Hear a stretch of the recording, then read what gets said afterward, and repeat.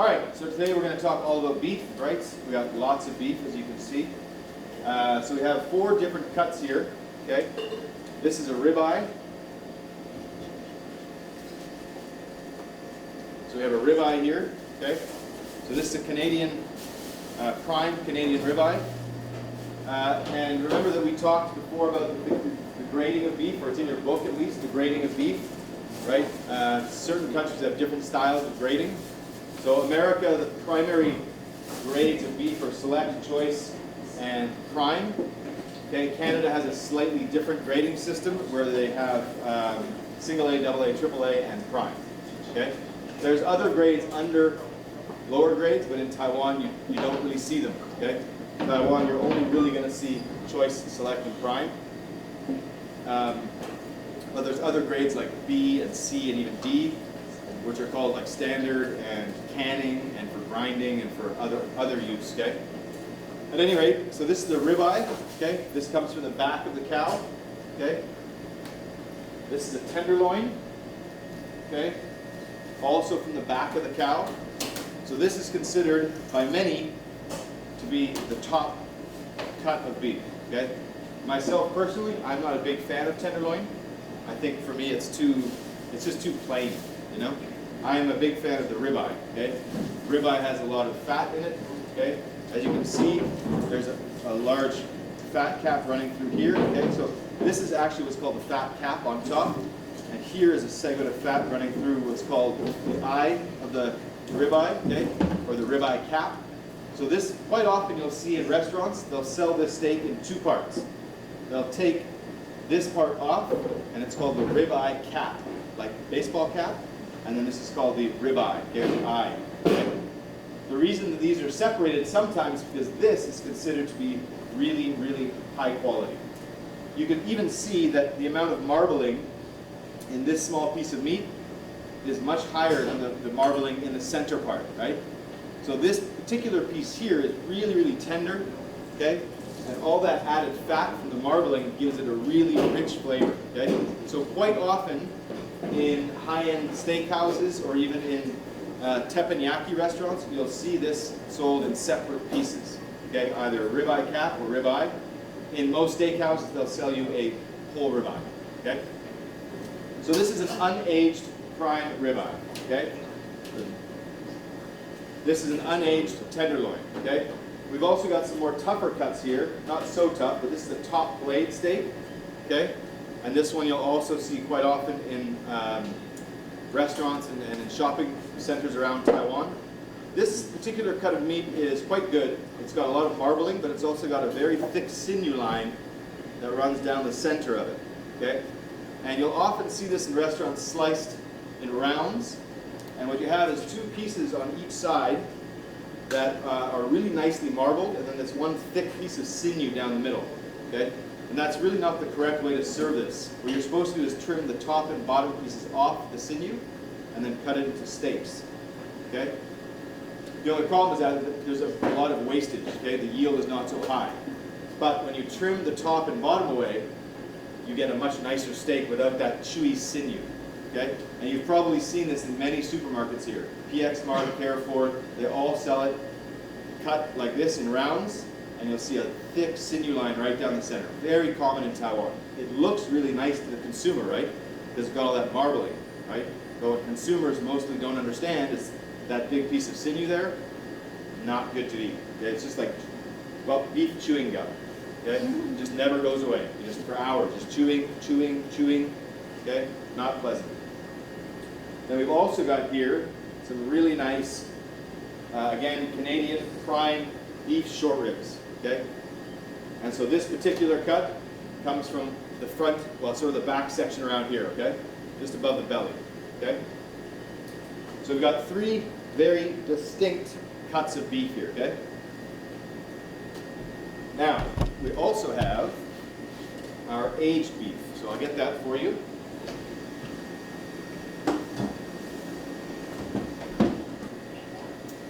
All right.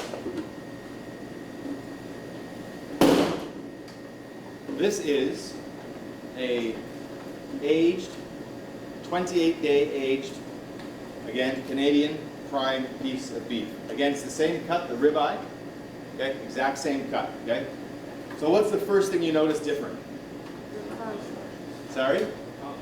Color, obviously, right? This one's much darker, right? Now, traditionally, aged beef is done with fresh beef, okay? But in Taiwan, fresh beef is hard to get and it's very expensive, okay? So this one was done with frozen beef, which is not the most ideal situation, but still can be done, okay? So the first thing we notice is the color, right? Much, much darker. The next thing you'll notice is actually the weight, okay? So normally when you dry age meat, you weigh it first, you put it in the aging room, okay? In a special fridge, not just any fridge, okay? You have to control the humidity and the temperature, okay?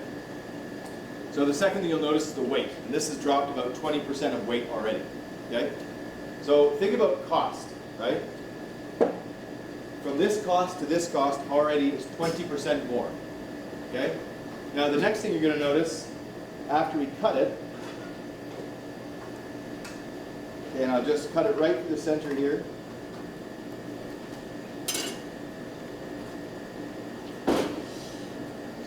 And so now that's our aged product there, okay?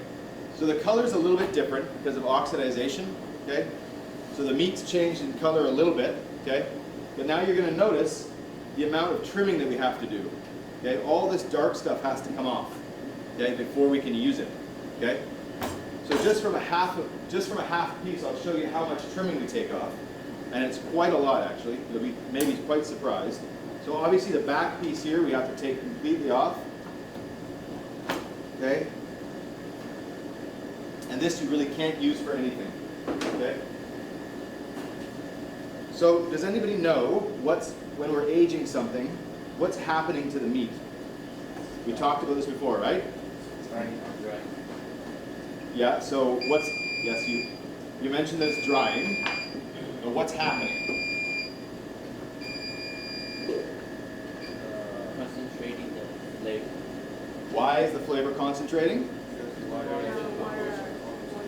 Yeah, we're evaporating water, which leaves a more concentrated final product, right? And what else is happening? There's two main things that we achieve.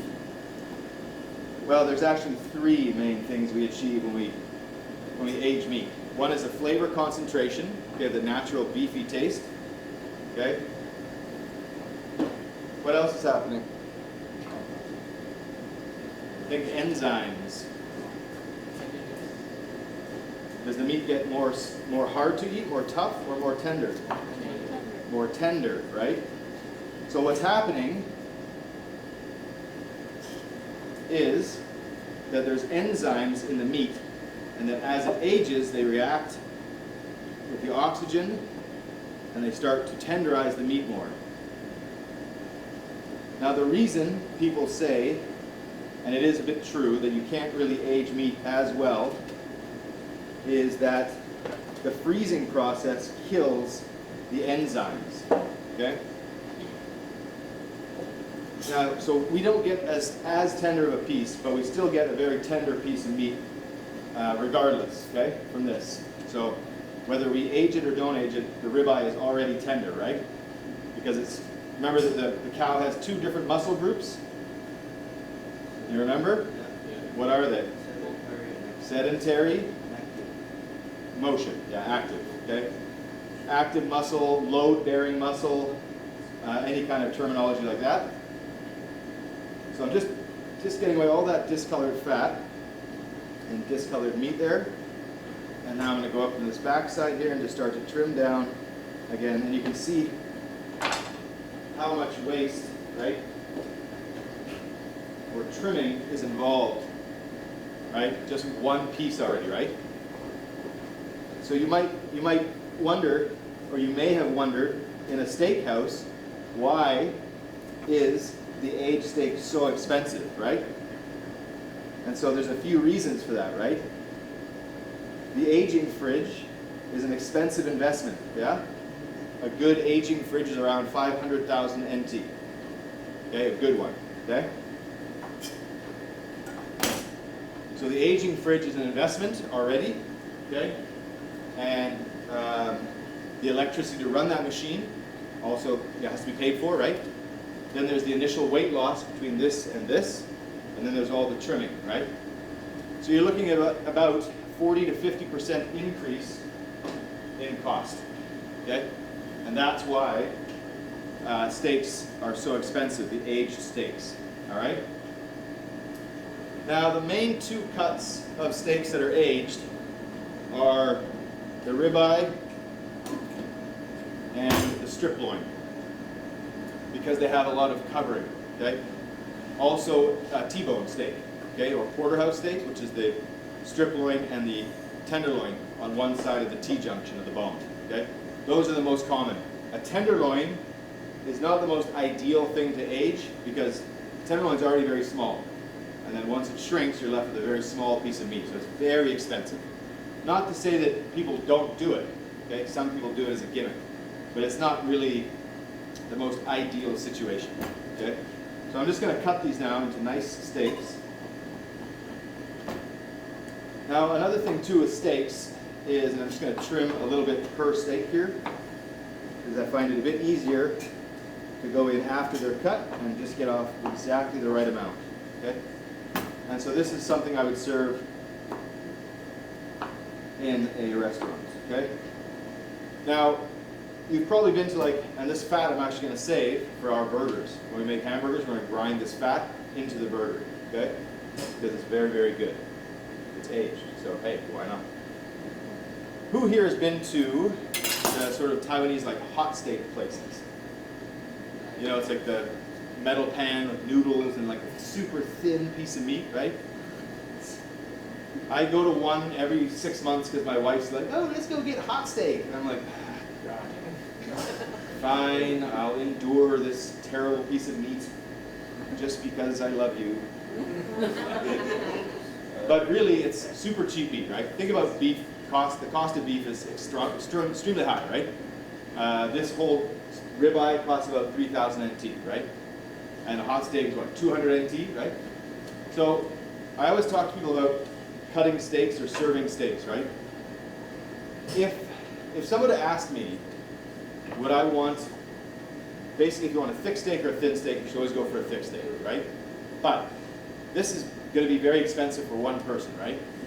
So for me, I would rather have this cut off and this in half, and I would rather have a smaller piece like this that's thicker, because the end result is going to be nicer. You know what I mean?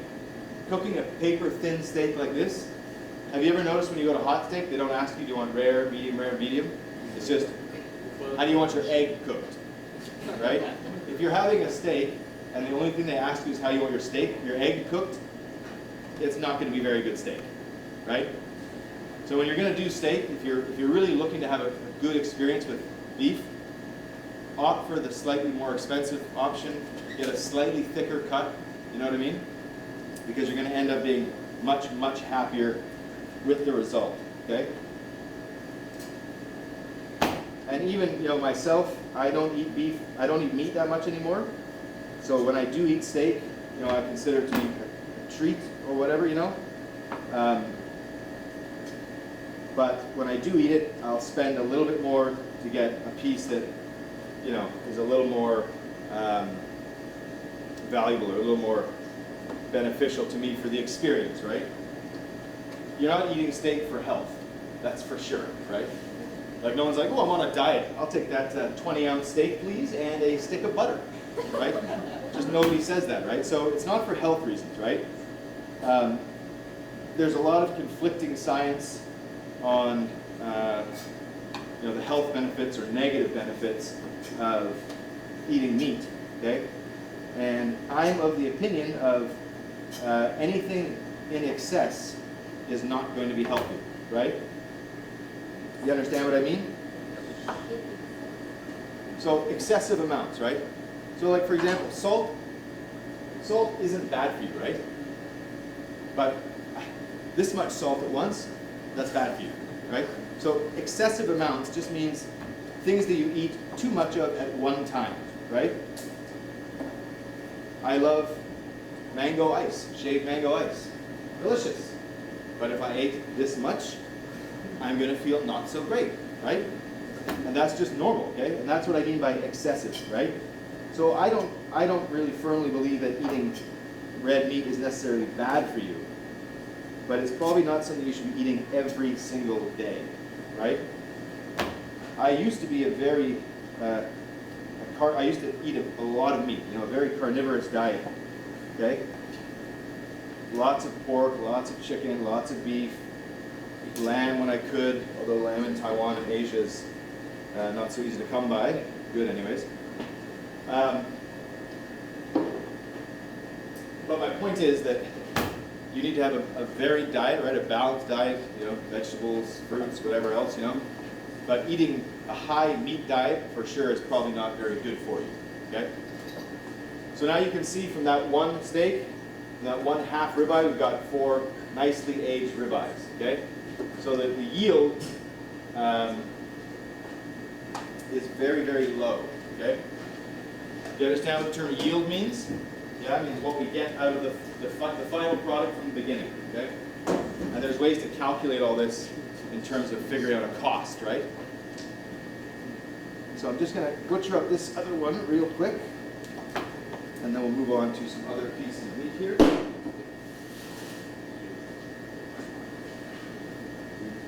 Now for the short ribs, I'll cut the short ribs into single portions and show you kind of how they look. And then also, I'll show you how to trim up this tenderloin, and we'll look at this top blade as well, okay? So I'm going to keep trimming away this steak here.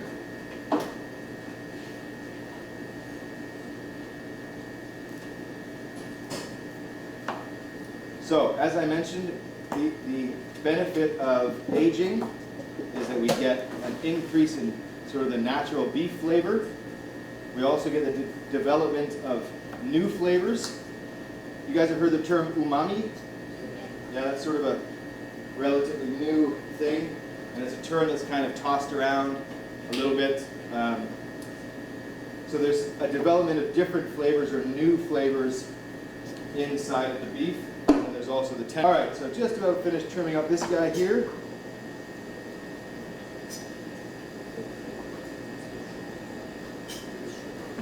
So in many high-end steakhouses, whether it be in a hotel or a standalone, whether it be in a standalone restaurant or in a hotel that serves aged beef, it's very common for them to have 2 aging rooms. One is a very large walk-in fridge like we have downstairs that's designed for aging. It might also even have an entire wall that is made of salt, okay, salt blocks. That's to keep the moisture down. Might even also have UV lights. Okay, ultraviolet lights? Yeah? Why might they have ultraviolet lights?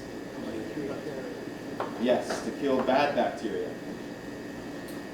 So when I worked in Hotel 1 in Taichung, we had a very large dry aging beef program. Okay? And the fridge we used there was outfitted with a salt all along the walls, okay? Very big, almost like this, about half the size, and like this thick, okay? Of Himalayan red salt, all the walls, and then the ceiling was UV lights, okay? So that's our aged beef, okay? And so it smells pretty much the same. It's got a bit of almost like a musty odor to it, almost like blue cheese or like dried pepperoni. It's got a bit of a funky smell, not a bad smell, not like an off smell, but just a slightly more odored smell. Now with our regular ribeye, this one I don't really need to trim, okay? So I'm just going to take a little bit of this fat off here, okay? This fat I'm not going to save, but I don't care about that. And then we're going to cut, again, just some nice thick steaks.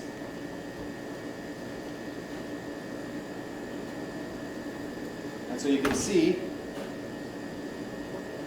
right? You see the difference, right? Right, we started with this basically, and we end up with this basically, right? And so that's where your real cost is going to come into play there, okay? So I'm going to trim just a little bit of this fat away. One thing I also noticed quite a lot, especially in Asian countries, mostly in Asian countries. I shouldn't say all Asian countries, but and even slightly in North America too, but mostly because people are like, oh, I'm so healthy now. And they don't really like all the fat, right? But if a steak is cooked properly, the fat is quite melty, quite soft, and you're really supposed to eat a little bit of fat with a little bit of meat, okay? Nobody really intends you to eat this whole piece by itself, right? No one's like, yeah, just cut that big piece of fat off and just eat it. Just do it, right? You're supposed to take a little bit away, okay? The best ways to cook steak, and again, there's a lot of, some people say this way, some people say that way, but for me anyways, the best way to cook and eat a steak is using a hot wood grill or charcoal grill, okay? Or a very, very hot salamander, okay? You know what a salamander is, right? A broiler? So this is a broiler, okay? But this is not the kind of broiler I would use to cook a steak. There are specific broilers made for steaks, okay? This particular one is made mostly for just browning things, or finishing dishes. But a proper steak broiler is a large unit, like this oven, and it gets upwards of 900 Celsius. Okay, so it's very, very hot. Okay, those are really excellent for cooking steaks. Because what they do is they just have a nice char on the outside of the steak.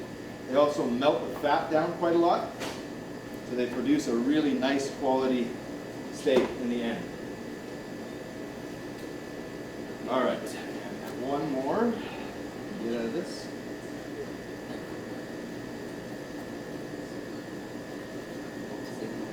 So do we use different charcoal for different steak or? You can, like there's, I'm going to say this for grinding as well. So for example, in Japan, there's a really common type of charcoal called bintachan. And it's a white charcoal, very, very famous. And it's called bintachan. It's really nice. It's a very natural occurring type of charcoal from a particular type of wood, from a particular type of tree that they make the charcoal out of. It's called bintachan. That's common as well. Other than that, any kind of strong wood, hard wood for grilling is just fine. So I'm just going to cut 1, 2, 3, 4. I'll just cut maybe 5 more of these. And the rest of this beef I'm going to save for something else.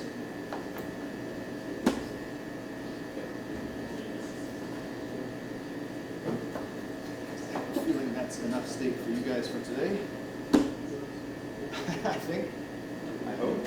Okay, now the ribeye. As I mentioned, this comes from the belly section, okay, upwards on the side of the cow. And this one, you can find it in a variety of different forms as well. So you can buy this bone in or bone out, okay? It's really basically the same thing. It's just you're paying for someone to take the bone out, but you're getting less weight, okay? So you can serve this, very commonly served whole and roasted or braised. You see it all the time on like Instagram or social media. They have like a piece like this, and the guy's like, oh, he's like, and he takes the bone out. He's like, look at what I can do, like magic, I got the bone out. Right? It's just because he cooked it, right? It's not really like magic. It's not like Harry Potter, you know? Reducto, right? No, he just cooked it. Okay, that's it. Just heat, done. Okay. So now, I'm just going to cut this one. And the short rib is actually a really nice piece of meat, okay, depending on where it's from, okay, and the quality level, okay. My table is getting a little slick here, okay. Okay. So you can see, as I mentioned, this is, again, another prime Canadian cut. And you can see in here the marbling, right? Very, very fatty, right? So this is a really nice piece of beef to braise, okay, using low heat and with liquid, because this fat will start to melt through the meat and it becomes very tender, okay?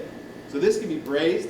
It's also really common in barbecue shops to see this sliced very, very thin, right? The reason they need to slice thin is because this is a motion muscle, right? Remember that when a cow is standing, it's holding its big belly, right? And it's not like, the cow doesn't have like 6-pack abs, right? It's not like going to the beach to, sup, check out these abs, bro. You like that? Summer beach bod. Ooh. Okay? So this particular cut is holding a lot of weight, right? So it's got a lot of connective tissues along it.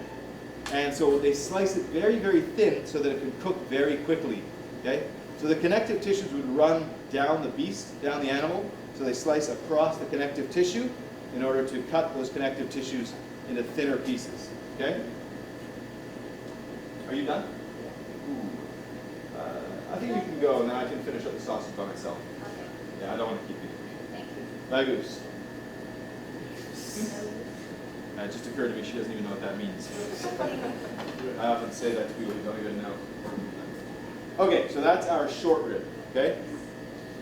Now our tenderloin. So again, the tenderloin, this is also from the back side, okay? And this runs along the strip loin, okay, on the other side of the T-bone junction, the other side of the T-bone, okay? Now this has on it what's called the chain, okay? And the chain is right here.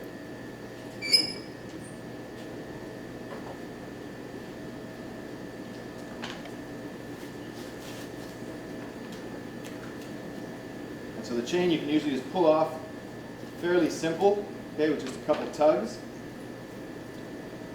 And so this is called the chain, okay? This runs along the side of every single tenderloin. Pork tenderloin has it, okay? Same difference, okay? They're just obviously smaller, right? If you get a pork tenderloin this big, be scared of the pig it came from. Because the pig it came from is probably like the world's biggest pig, and it's coming for us all. So this, the chain here, normally I would go through and I would take off, because there's still some nice meat here. Okay, so I would go off and I would take this off. So later I'll go through and I'll trim this off, okay? And this kind of chain here can be used also very good for grinding, okay? So we'll add this to our burger mix, okay? And so our burger mix is going to have a really nice mixture of different cuts of beef. Because it's hand ground, it'll be a really flavorful burger, okay? So we'll save this till later. No rush for that. Now what I want to do is go through and clean this off, okay? It's really, really common. So on the top of this muscle here, there's the silver skin, okay? So I'm just going to go through with a sharp knife and just take off the silver skin. And you want to try to be as close to the skin as possible, because remember the tenderloin is very expensive, right? So the tenderloin has three parts. The tail, okay, this is the tail. The center, which is also known as the Chateaubriand. Okay, in classical French cooking, there's a very famous dish called Chateaubriand. So this would be served as the Chateaubriand, okay, the cut. Okay. Then there's the head of the tenderloin, and the head of the tenderloin has three parts. Okay, the tip, and then the two side muscles. Okay. So I'm just going to go through. I'm just going to trim this down a little bit more. Now again, everybody's a little bit different with this particular cut of meat. I don't like to take too much of the fat off, okay, whereas some people like it to be totally clean of fat. Remember that the tenderloin is already very lean, right? It's basically the leanest, one of the leanest parts of the animal. So if you go ahead and you trim all that fat off, you do run into some risk of it getting very, very dry. And fat also adds flavor, right? So I like to keep a little bit of the fat on, not taking too much off, okay? So again, I'm just going to take the tail off right about here, and this we're going to add to our grinding, okay? Normally I would use this for something else like tartare or something a little more valuable, but since we can, we'll just turn that into some really delicious hamburgers, okay? This part, the trimming, we don't need, okay? I'm just going to flip this over here, and I'm going to trim a little bit of this fat away from the bottom.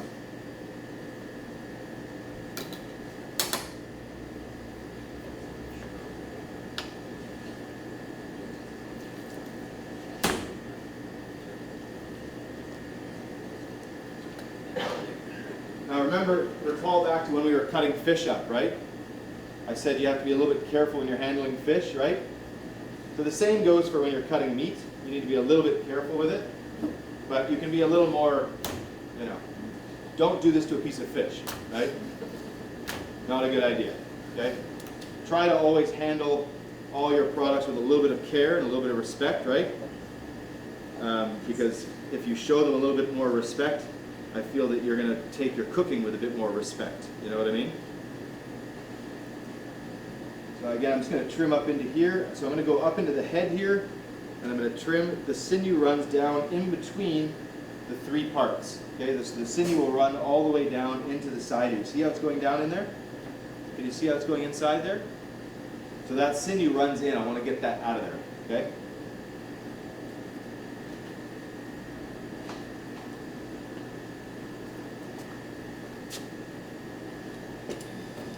Lucy, what do you do?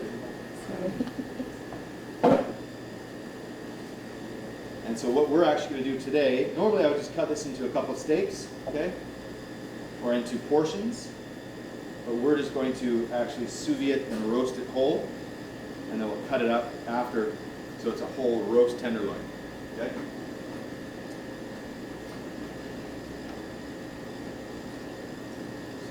So again, I'm just going to trim away some of this fat off the head here.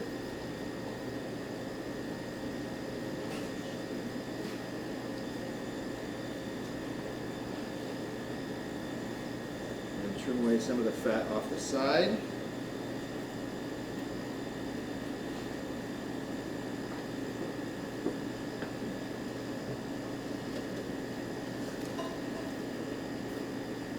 And trim away some of this fat on this side. And again, having a sharp knife is pretty important here, so you have clean cuts.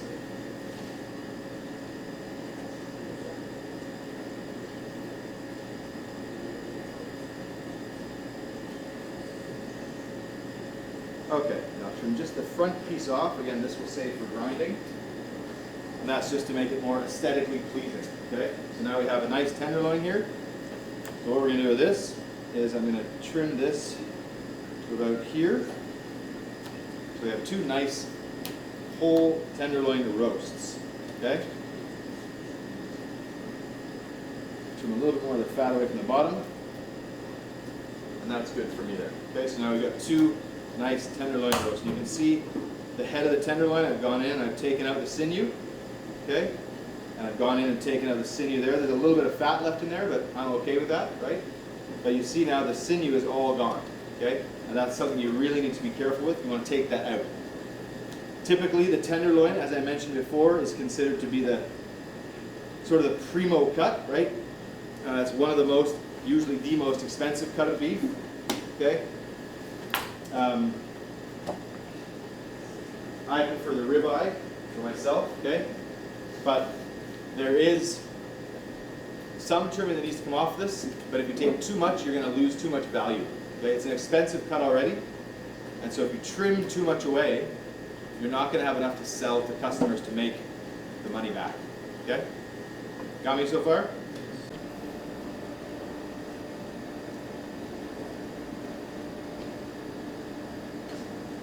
You might eventually want to message the Western student worker about the gas here, because it's really, really low. All right, so we're going to push back. We're going to add on 1 week of beef because you guys are a little slow today. So the beef short rib tacos we're going to make next week because there's no way we can make it this week. And the top round steak we're going to do next week because there's no way we can do it this week. So now we've got our unaged ribeye. And guys, please remember when you have to label bags, do it properly. And also keep them tidy. Not with butter everywhere or dirt everywhere. Because if you put this in the machine, vacuum machine, and it's got food all over it, what's going to go into our vacuum machine? Huh? No. What's going to go into the vacuum machine? Huh? Food. Huh? Food. What is going to go into it after that food? Cockroaches. And then our machine is not going to be working anymore. That machine is $90,000. Yeah? $90,000. So if we run out of it, we won't get another one for a very long time, I guarantee you. If you don't treat this stuff with respect and take care of it, you will not be able to use it ever again in your entire 4-year period here. I'll just say no. Because you can't treat it with respect, so why should I let you use it? Yeah? So we've got our vacuum-packed tenderloin, we've got our vacuum-packed ribeyes, and we've got our vacuum-packed aged ribeyes. Okay? So this is all going to go into the sous vide machine. Okay? Can I get one person? There's a sous vide machine out front. Okay? In the main kitchen. Take this out there. And you can drop this all, maybe get one person out, please. Just drop these all into the sous vide machine, please. Thank you very much. So we've got our potatoes cooking here, albeit extremely slowly because I think there's a problem with the gas today.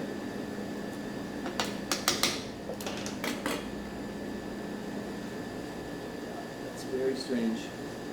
Normally the gas in here is really, really powerful, but for some reason today it's very, very not powerful.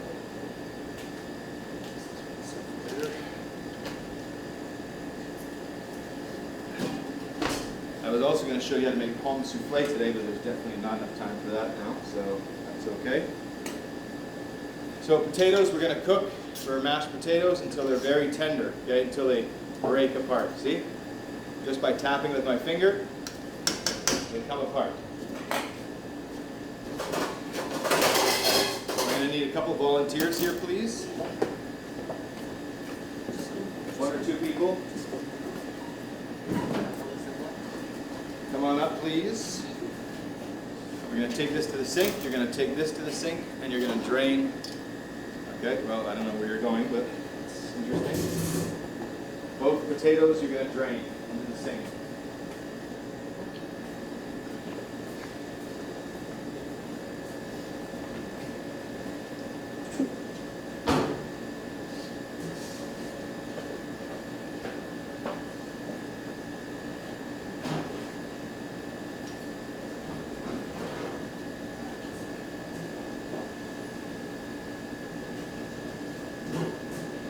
I'm guessing none of you have bought these yet, have you?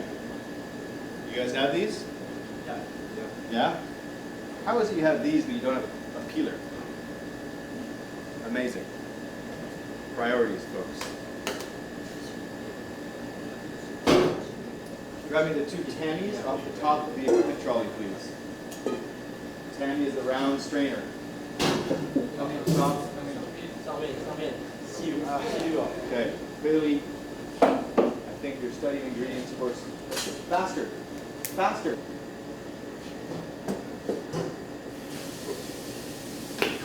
All right, can I get 2 of you over here?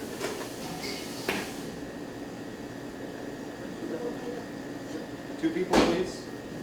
You're going to start forcing this through. You're going to start mashing it through. Okay. Just like that, yeah? Okay. Is there still one of those large pots in the sink? Yep. Hey, you can grab it for me, please. How can you grab my glass? Where is it? On the sink. To make our mashed potatoes, to finish making our mashed potatoes,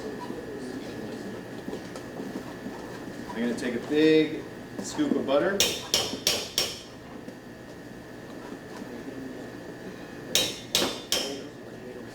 there's a lot of butter, huh? Yes. I'm going to start to melt down my butter.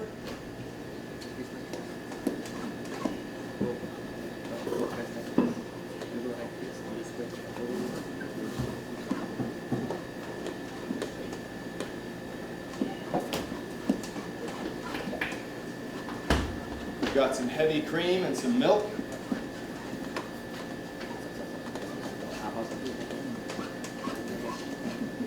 Now the tab just broke. Worst thing ever.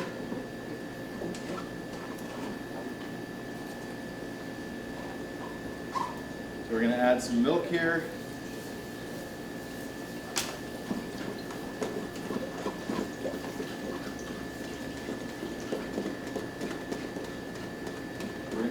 Where's the pot of water? I'll just take it. Taking where?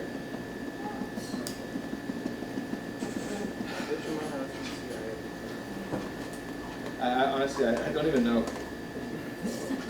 He's just taking the pot somewhere. That's incredible.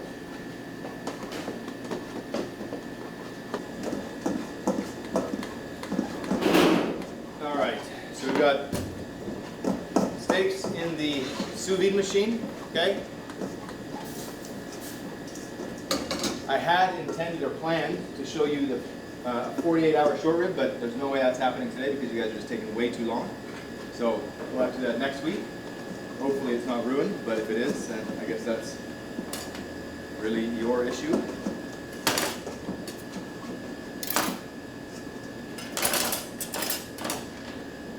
go. Come on, come on, come on. I don't know. Okay, so for our mashed potatoes, I got milk, butter, salt, white pepper, and some fresh nutmeg, okay?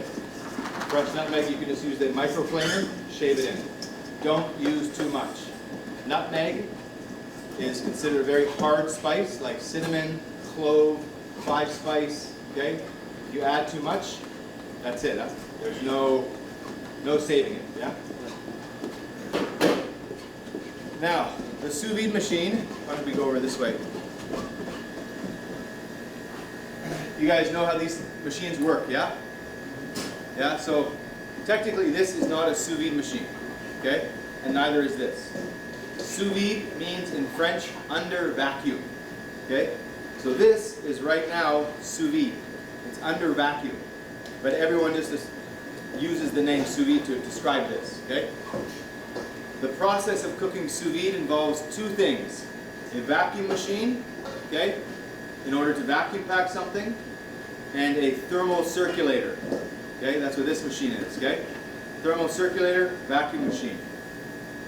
Once something is vacuum packed, it goes into the thermal circulator at a very set time and temperature, okay? Depending on the product, you can have something sous vide for 30 minutes or 2 days, okay? For example, the short rib that I've got over here,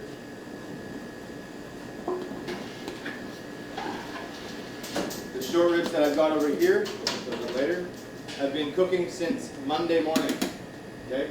But they're still medium rare, okay? So if you think about that, something has been cooking for 2 days, but it's still medium rare, right? So you understand this, the doneness of steaks? Yeah? So what's the temperature range of steaks? What does it start with? Or medium? No, what's the least done steak? Yeah, there's actually one before that, but Blue. yeah, blue rare, medium, medium well. Okay? Normally, conventional thinking, if something is cooking for 2 days, it would never be medium rare, correct? Because how could it be, right? Thankfully, because of the invention and creation and techniques used in sous vide cooking, I cooked it at a very controlled, low temperature for a very long time. You recall at the beginning of the class we talked a little bit about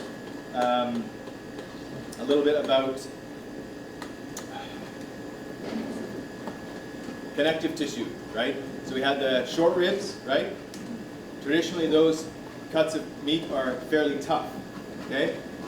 But using the sous vide machine, we can cook it at a very low temperature for a very long time, which doesn't cook it above medium rare, but it enables us to kill or break all those connective tissues.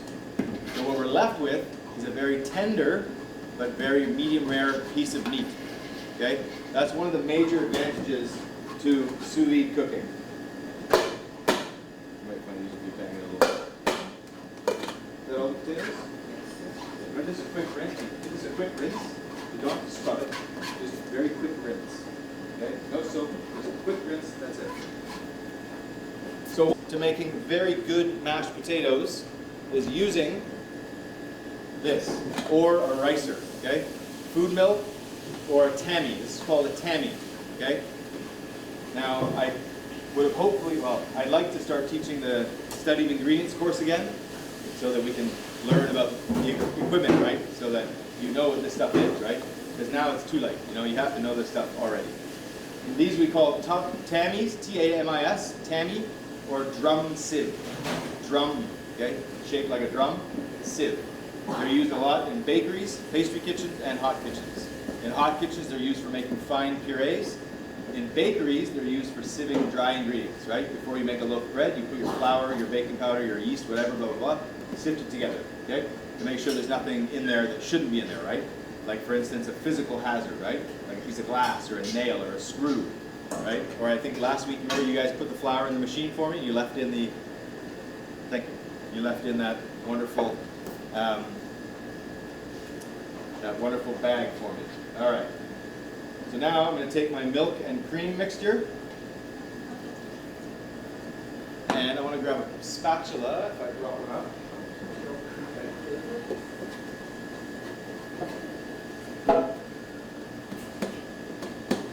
There's a spatula over there.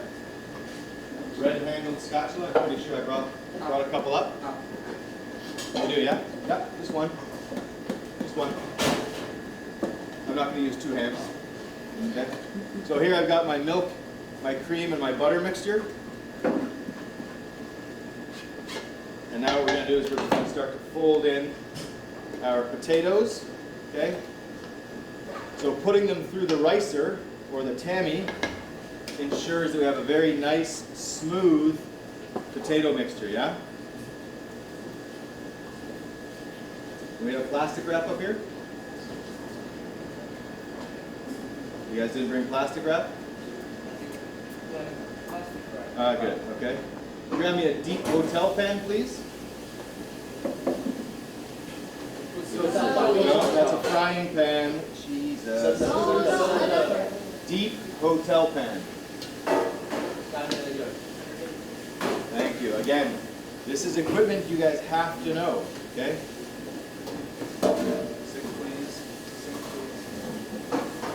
Around the entire world, every chef knows this. It's called a hotel pan. Okay? They're a very specific brand because they fit into specific compartments in hotel kitchens. This is called a full hotel pan, deep, okay, or medium. There's actually one that's deeper. So you have shallow, medium, and deep. Okay? This is called a full pan, hotel pan. You can also get half pans, quarter pans, third pans, sixths, eighths, ninths. Okay, all fractions, right? They're always called hotel pans or GN pans. GN, gastronome. Okay? Remember that, yeah? So that when I ask you for a hotel pan, you don't come back with plastic wrap. Hey, chef, I got you that thing you asked for. Right? I didn't ask for plastic wrap, I asked for a hotel pan. I mean, I do need this, but you have to know what equipment is, yeah? You have to know, yeah?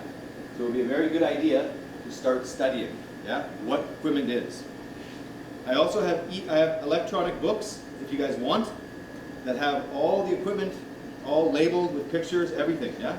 I'm more than happy to share it with you, okay? But again, you have to ask me for it, yeah? You have to show a little motivation.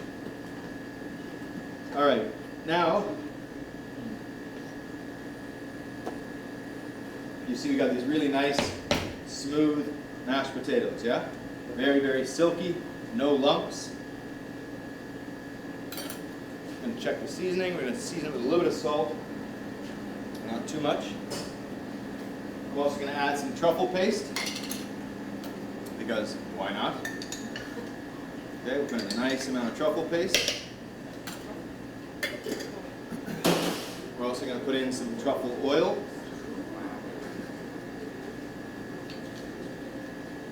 And so we've got just a very simple truffle potato, okay? Truffle mash.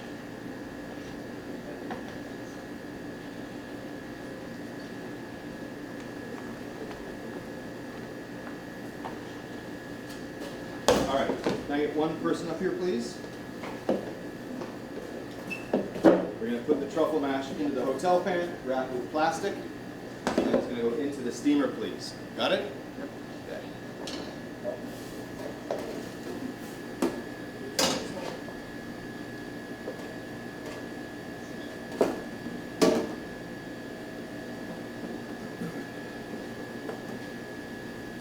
What I've also got here is some beef demi-glaze. And we're just going to reduce this to make a nice little sauce for our beef. Okay?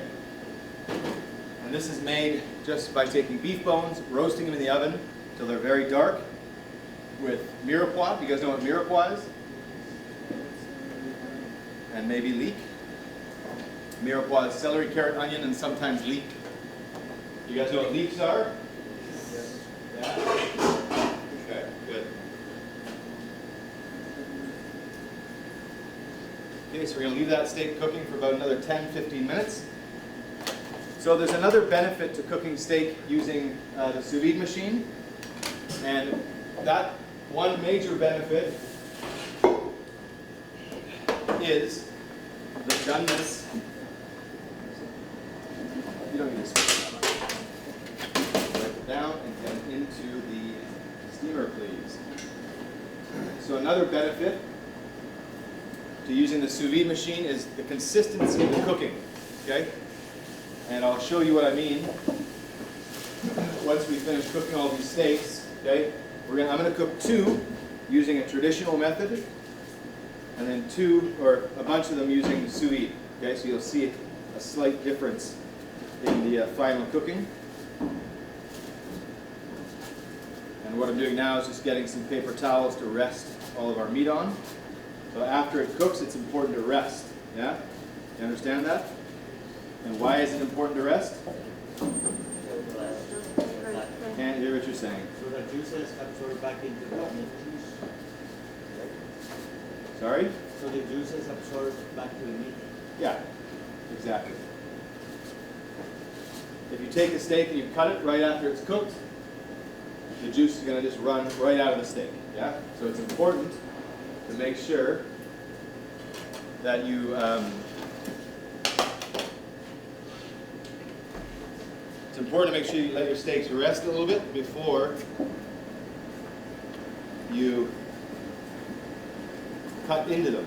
Okay? Where's the black pepper? Coarse black pepper? No, that's black peppercorns. Yeah, can I have the black pepper, please? And also the frying pan, please.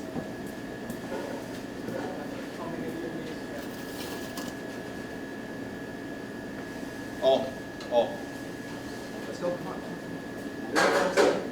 You're not speeding up at all. In fact, I think you're getting slower. And we'll give them a little bit of pepper. It's fine, yeah. Just put it on the counter or something.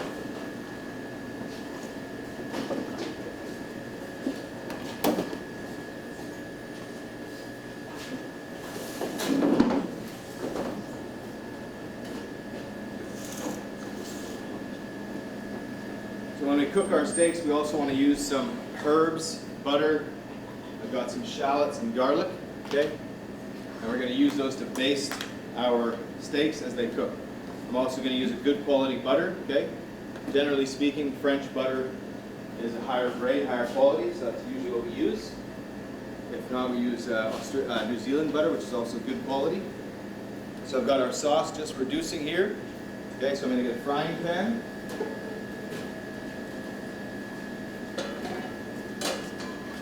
And I want to turn this up, get it nice and hot, although our flames seem to be a little bit low today, so it's quite difficult. I'm going to put a little bit of oil in.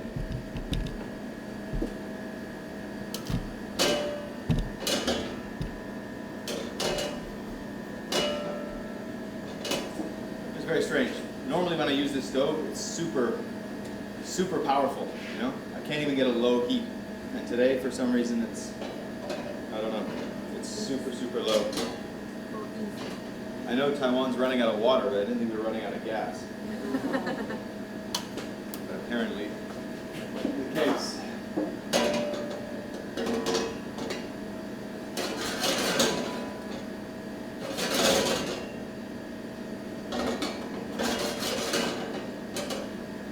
So I've also got a nice hot oven here, okay, which I'm going to use to so what I'm going to do is first sear the steak, okay? So we're going to sear it on both sides so it gets a nice caramelization, and then we're going to pop it in the oven to finish cooking, okay? There's also a lot of different opinions about cooking steak. So normally when I cook steak, I take it out of the fridge for a little bit first, so it's not ice cold. Some people say you should leave it for hours to get up to room temperature, stuff like that. I think it's really unnecessary. Also, people often talk about whether you should salt the steak before or after cooking. Okay? Most chefs will tell you it's better to salt before, because what you want is a dry skin, right? And what happens when you salt the steak early is the moisture starts to come out. Okay? If you salt after, you're going to draw moisture out of the steak after it's cooked. Okay, well, that's what we don't really want. So I'm going to take the steaks, nice hot pan. Okay, and we're going to start to just sear those off.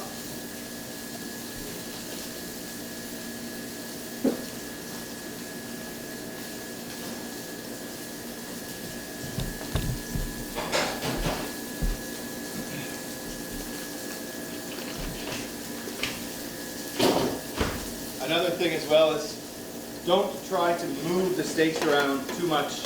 Okay, just let them cook. Okay. Oftentimes, when people cook steaks, or anything for that matter, when people start cooking, is they get too anxious or nervous. You know, like, oh, I gotta touch it, I gotta move it, I gotta stir it, I gotta do something, right? Most of the times you don't. You need to let it cook, right? And this is exactly one of those cases. Okay. So I'm also going to season the top. Yeah, so cool, so reverse seared, man. But it's really quite ludicrous to think of something as being unseared or reverse seared. It doesn't make any sense. All right, so what I'm going to do now is take some bacon, because we need some vegetables, right? And, well, bacon isn't the vegetable, but we have some baby carrots here, and we have some asparagus, right? But I'm of the opinion that bacon makes pretty much everything taste better, correct? Unless, of course, you're a vegetarian, then bacon still makes everything taste better, but you just don't get any.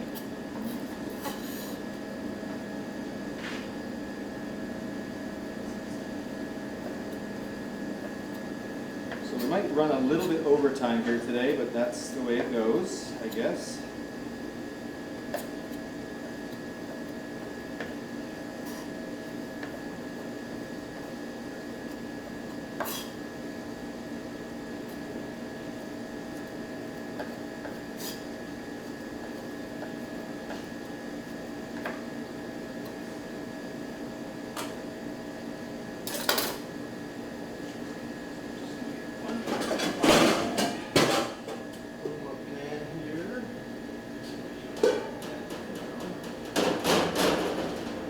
Start to slowly render this bacon down. I'm not going to put any oil in the pan, no fat, no nothing. I'm just going to slowly render this down so that we can start to get some fat out of it, and we'll use that fat to cook our carrots and our asparagus. Okay? Just going to move this off to here.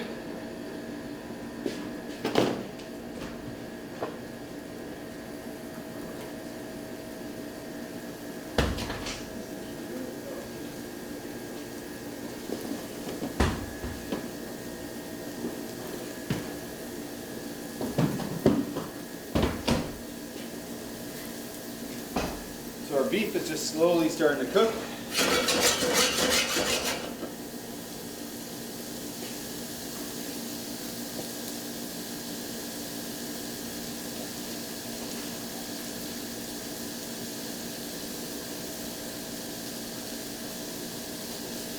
And so I'm cooking these ones here at 54.5 Celsius, and that'll give me a nice rare, medium rare finish, okay?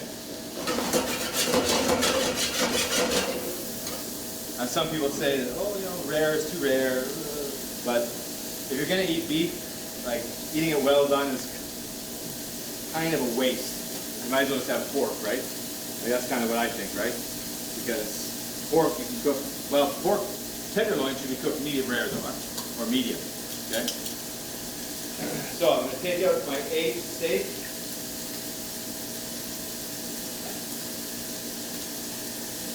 And if I get one more volunteer, please. One or two, yeah. 2 people's fine. 2 people's fine. No, don't worry too much about who's doing what. Open up those bags and put the meat on here, please.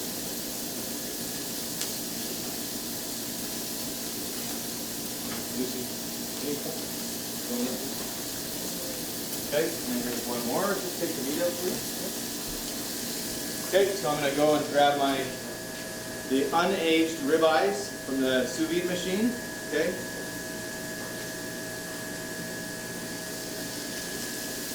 Try. This is a strange way of doing things. Like, put these ribeyes on this huge tray. Where do they put them? Right in the middle. Just save the space. Okay. Okay. Thank you. Try to remember that kitchens don't have a lot of space, yeah? So my bacon now is getting some color. Okay. Try to remember when you're working that kitchens don't have a lot of space, right? So you need to be a little more conscious of what you're doing, right? Not using too much space. I've got some pearl onions that we blanched off here, okay? So those are just cooking so they get a bit soft. Hey, guys. Where's the rest of the steak? Over there? So you can grab that for me. Use these tongs. Everything. Yeah. The tenderloin you can leave in the sous vide machine, or you can bring it in here. Actually, it's fine.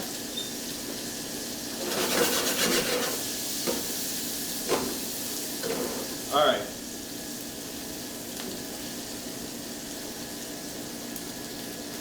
So now what I'm going to do is get another couple pans, nice large pans. And we're going to start to heat these up. Okay, just on a medium-high heat. So, very strange today. All right. We keep it separate, yeah? This is the unaged ribeye. That's the aged ribeye. You guys really need to be a little more careful what you're doing. Think about it in a restaurant. You have to be really careful, yeah? Think about it in a restaurant. If you guys put it all together and then one cook comes, he doesn't know which is which. He serves an unaged steak as an aged steak, and he serves an aged steak as an unaged steak. The customers get the wrong ones. Big trouble, yeah? So you have to try to be a little more accurate what you're doing, be a little more careful, make sure that it's very obvious which is which, right? So again, a little bit of oil, okay? Great, I'll take the tenderloins. So the tenderloin we're just going to put into the sous vide still. Okay, we'll let that go for a bit longer. So these are the aged steaks, right? So the aged in one line, and then the ribeye can be unaged in another one.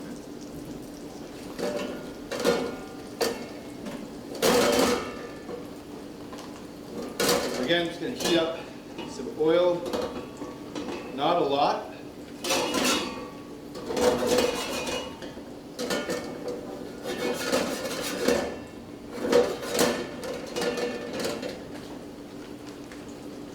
And then again, we're going to just season our ribeyes. These are all the aged ones. This is aged as well. Okay. There's what? Eight aged ribeyes? Okay.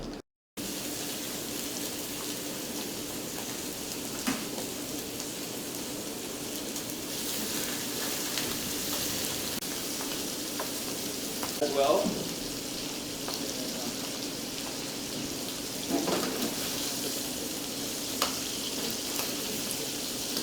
I'm going to grab my, we're just going to flip over. You see we got nice caramelization here.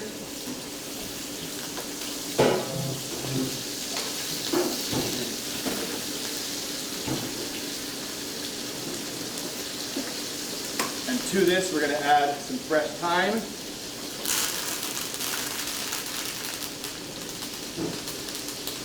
We're also going to add a nice amount of rosemary.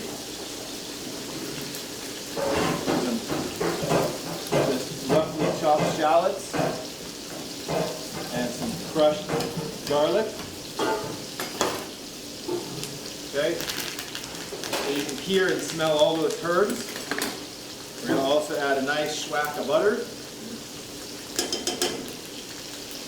Again, good quality butter always makes things better.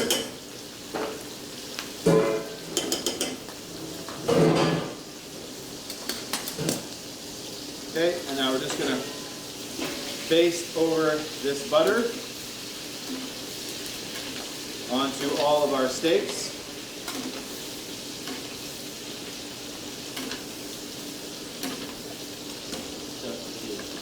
Yeah, that's fine. Stay up here because I'm going to need you to do some more. So I just flipped over our other steak there. We're going to continue to baste this, okay?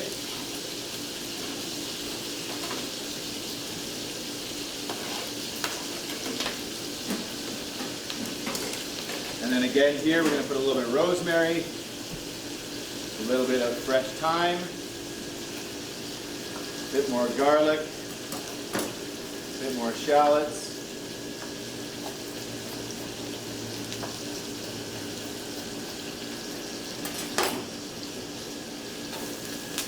Okay, and again, butter.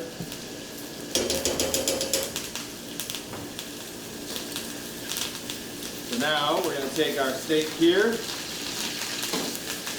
this is our aged steak, right? Our nice aged beef. And we're going to start to just let these rest. A little bit of this on here, a little bit of this on here, just to get a little flavor as well.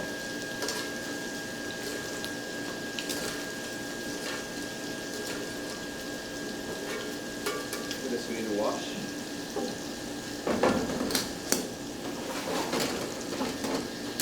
So we're going to take our ribeyes and baste them again.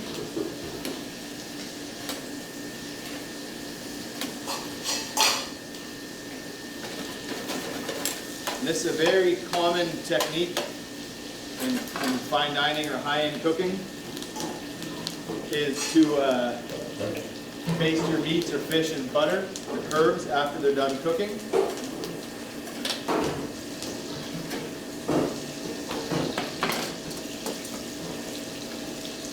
So here we got our ribeyes again. So this is our aged ribeye.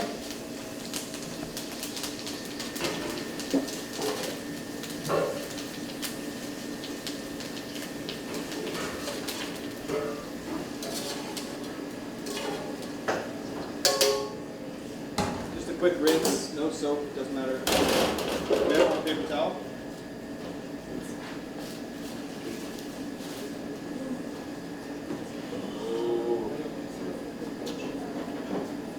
Now you guys need to make sure, okay, don't worry about it, just make sure next time you have quite a bit, huh?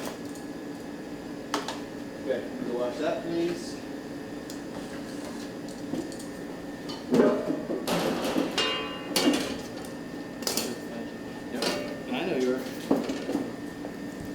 Yeah, make sure you guys have a lot of paper towel for every class, huh? If we don't have it, and we need it, then we're stuck, right? If we need it, we don't have it, now we're really stuck, right? Better to have it and not need it than need it and not have it, yeah? Always, okay? I'm going to drop my carrots into my hot water, let them start to blanch a bit.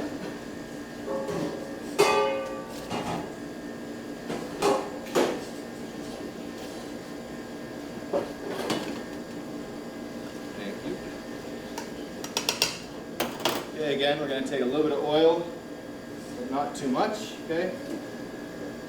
Dry that off, please. Dry it off. So now we've got here is our 4 unaged ribeyes, okay, that we cooked sous vide, right? Let's give them a little bit of salt and a little bit of pepper.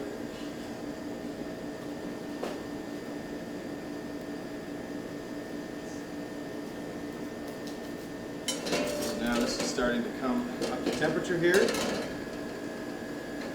You can also take the tenderloins out of the sous vide machine, please.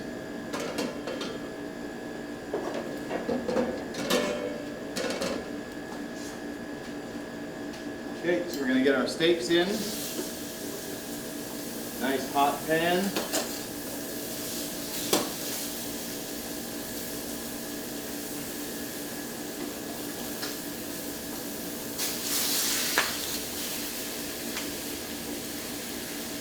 Open them up.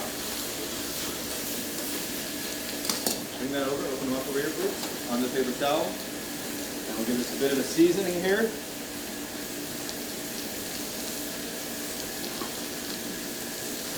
Same with this. Right on here, please.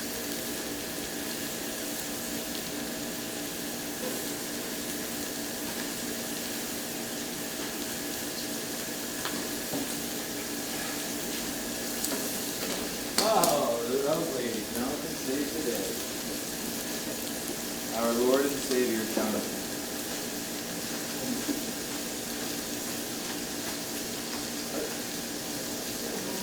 Just put it right there. This is for our uncooked steak. All right. Now we got our tenderloin heating up. We're going to heat up a pan for our tenderloin. We're going to flip these steaks over a little bit.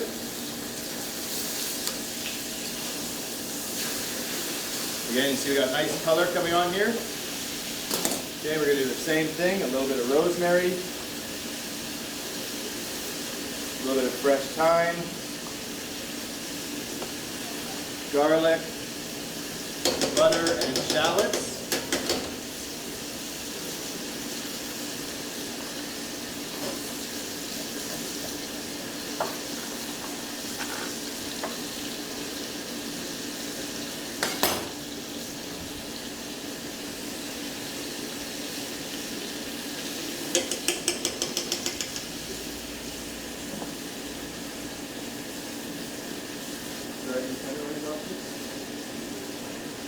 We got a nice hot pan here. We're going to turn our pan back on for our vegetables.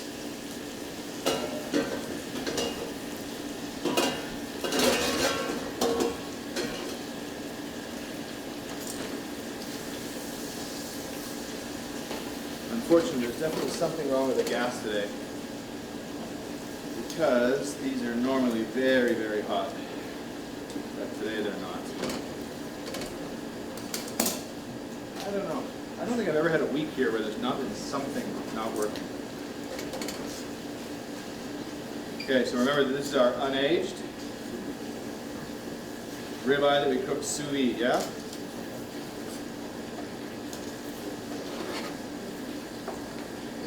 So that's our unaged sous vide beef.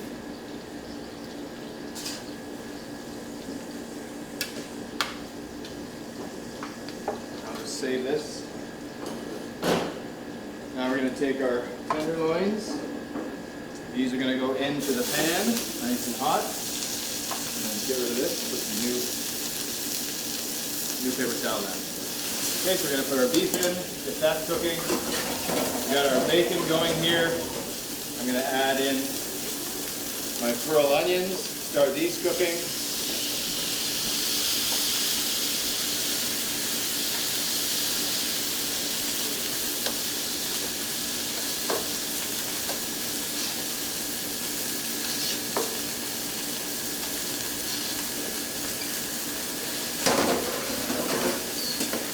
Give this a little season here with salt and pepper. Flip it over. Season, salt and pepper.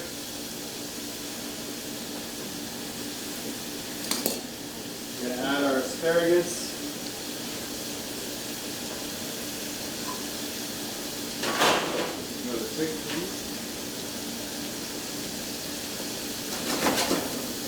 So we want to sear this off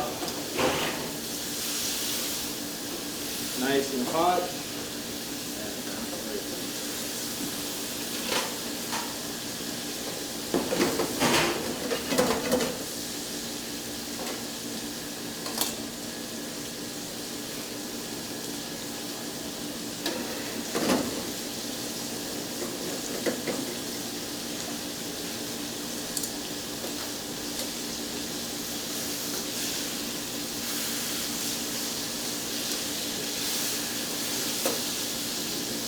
So we're just going to sear those off. Next I want to do is clear a bunch of space here, and we can lay some plates out. Drop oil we don't need, drop space we don't need, Italian parsley underneath this, whatever. This pan is finished. Nutmeg can go. Need some bacon we can move.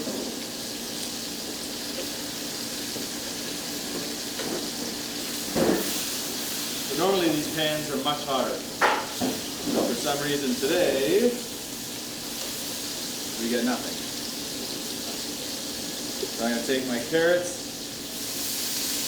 add my carrots in.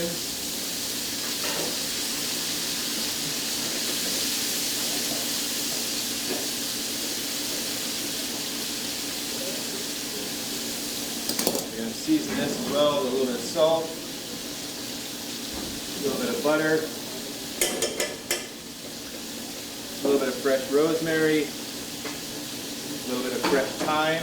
Okay, that's just going to give it some flavor. Yeah, anything. Just about laying it.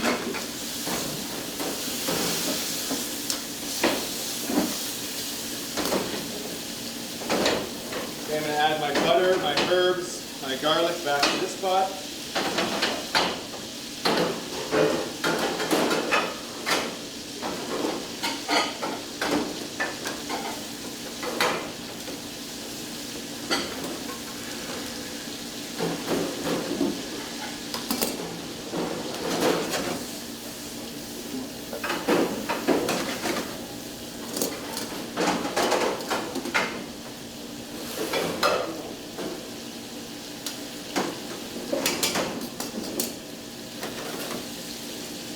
Alright, so now we got our tenderloin here.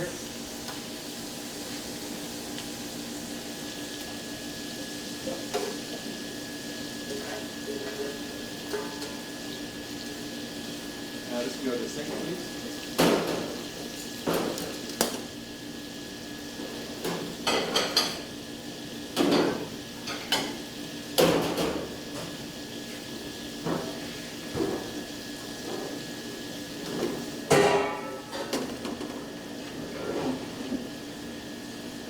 Jonathan, you should message the Western student worker about the gas. Yeah, this is quite problematic if we don't have gas to cook. Yeah.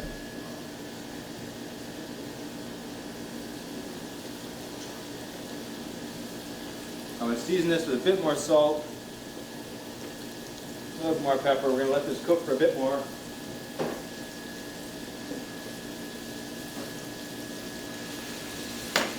All right, so now we've got our traditional ribeye, we got our aged ribeye, we got our sous vide traditional ribeye, and we've got our sous vide tenderloin, okay? So we have 4 different steaks, okay? Now what we're going to do is start to cut these up, and then you guys can start to eat, which is what we're doing here, right? All right, so I'm going to take first our traditional unaged ribeye.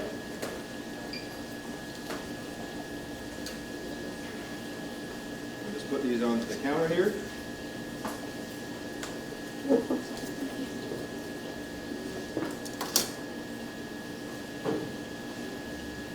Now, when we cut into one, okay, and I'll just show you.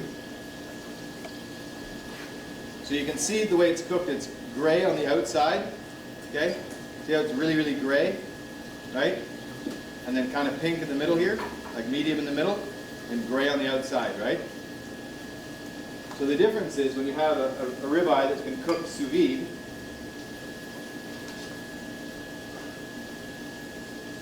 you see how much more even the cooking is? There's very little gray, right?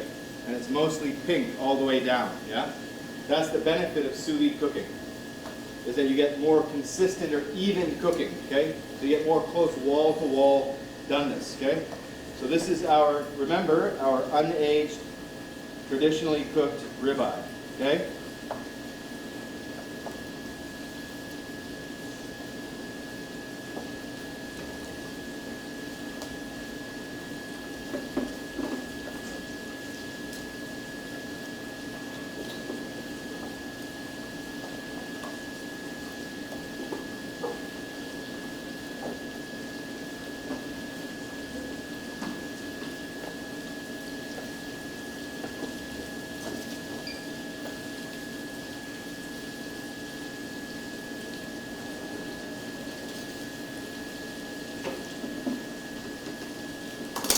Okay, so that's one of our steaks. Let's put this back here.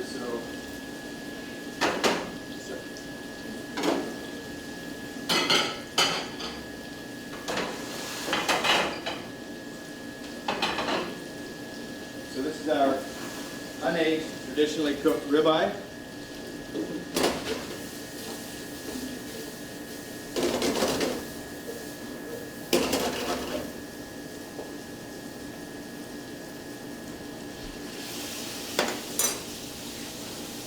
There's definitely something wrong with the gas because this water's not even boiling. It's been cooking for a long, long time. All right. So now we have our, can you give me another link, please? This is our sous vide aged, sorry, our sous vide regular ribeye, okay?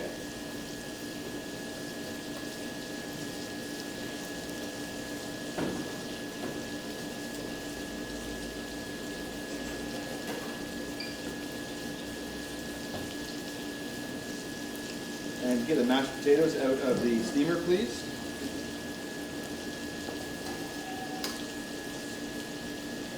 That's our sous vide unaged ribeyes. So this is more of a natural, okay, unaged flavor.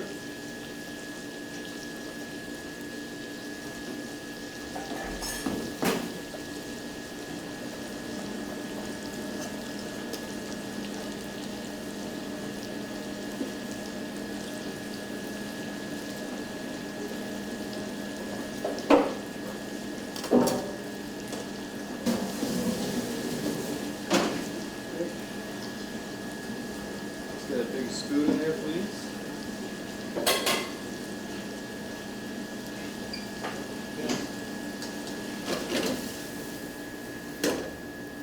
Now we also have here some different salts which you guys can try.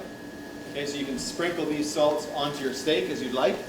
This is a French Malden smoked sea salt. Okay, this is just a regular French sea salt. Fleur de sel. Okay, this is a white truffle salt. Okay, and this is a black volcanic salt from Australia. Okay, and so it's interesting sometimes to try different. It's interesting sometimes to try different salts or different steaks because you get a slightly varied flavor. Okay, now we have our aged ribeye steak. Okay, which was cooked sous vide, right?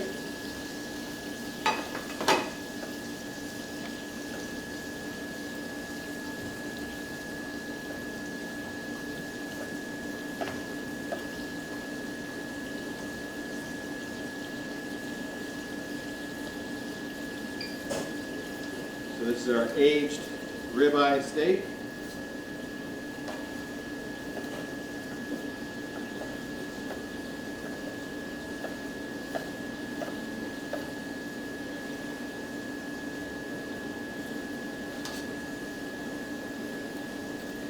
Okay, that one there.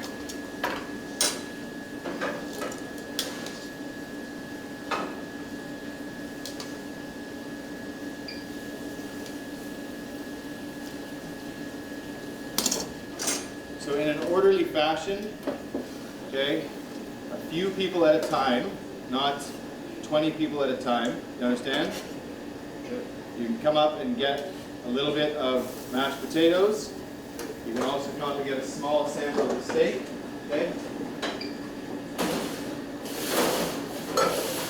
We got some vegetables here, and I'll cut up the tenderloin in just a second. We have some vegetables here as well.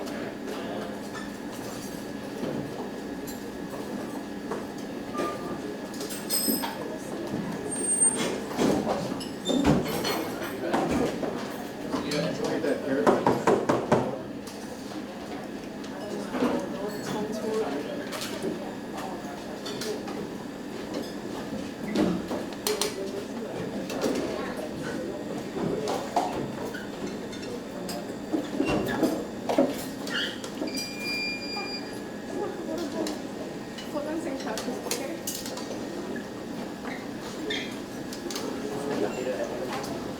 Just guys, the rest just 5 at a time. The rest of you sit down. French, old man French thinking. They're basically the same thing. There is slight variances, but do you even know what's in a jus? What's in a jus? Like how to make? No, it's not it. No, boss. Not how to make it. Did I ask you how to make it? No. So you're very difficult to try and understand because you don't listen to what I'm asking you, and then you just say things with no real context. You just say just say something. No, like have a purpose to what you're asking or what you're saying. You know? You understand what I mean? Yes. It's incredibly difficult to try to answer your questions or even understand what you're saying because you just say things or ask things in a way that isn't necessarily a question and isn't necessarily a statement. It's just like words. You just say things. You know what I mean? Very hard to understand. Okay, we also here have our tenderloin.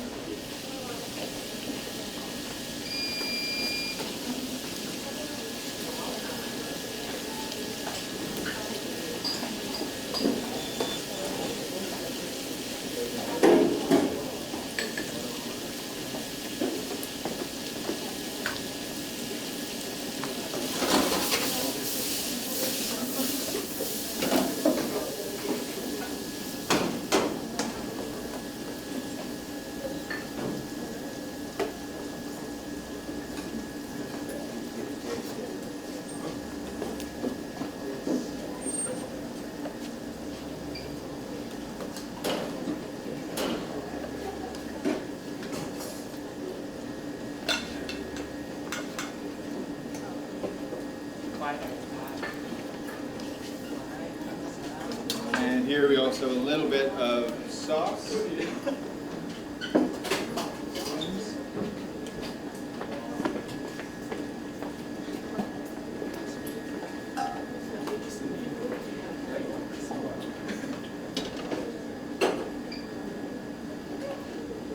All right, what am I missing back there?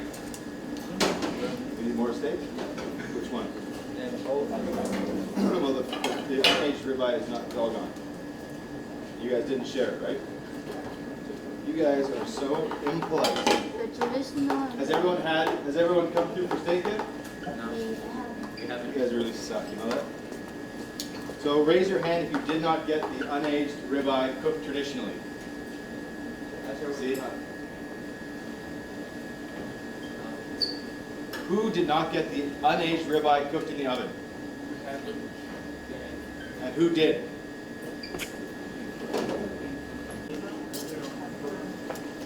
You guys really need to learn how to communicate with each other, you know, and make sure that everybody gets a sample of food, yeah? So this is a unaged ribeye cooked sous vide, yeah?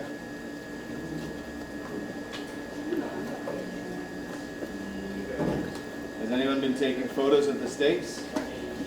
Yeah?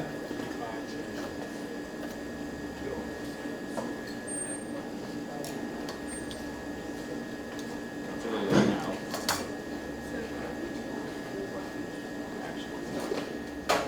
Alright, we need aged ribeye, right? Need aged ribeye? Yes.